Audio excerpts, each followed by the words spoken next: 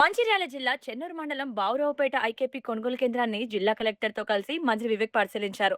ఈసారి పంట దిగుబడి భారీగా పెరిగిందని, రైతులు ఎవ్వరూ అధైర్యపడాల్సిన అవసరం లేదని, జూన్ 6వ తేదీ వరకు ధాన్య సేకరణ ప్రక్రియ నిరంతరాయంగా సాగుతుందని ఆయన హామీ ఇచ్చారు.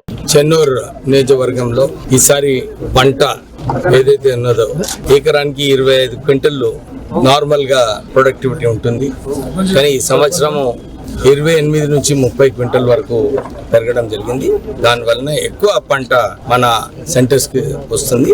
ఇప్పటి వరకు 28th వరకు ఆల్రెడీ 1,27,000 మెట్రిక్ టన్స్ కొనుగోలు చేయడం జరిగింది. సుమారు 16,000 మెట్రిక్ టన్నులు. ఇంకా కొద్దిగా సమయం ఉంది.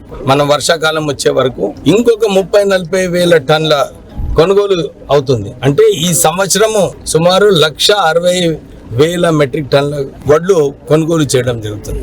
అంటే ఎట్లా పాసిబుల్ కాదు. నార్మల్లీ హమాలీలు దొరకరు, లారీలు దొరకరు, ఇబ్బంది ఉంటది. సో దాని గురించి నేను నిన్న సింగరేణి వాళ్ళతో మాట్లాడము, అక్కడ బొగ్గు ఒక వారం రోజులు ఆపండి, ఆ లారీలు మాకు ఇవ్వండి, రైతులకు ఆదుకున్నట్టు ఉంటదంటే వాళ్ళు సహకరించి 30 లారీలు సింగరేణి లారీస్ కూడా మనకు కేటాయించడం జరిగింది.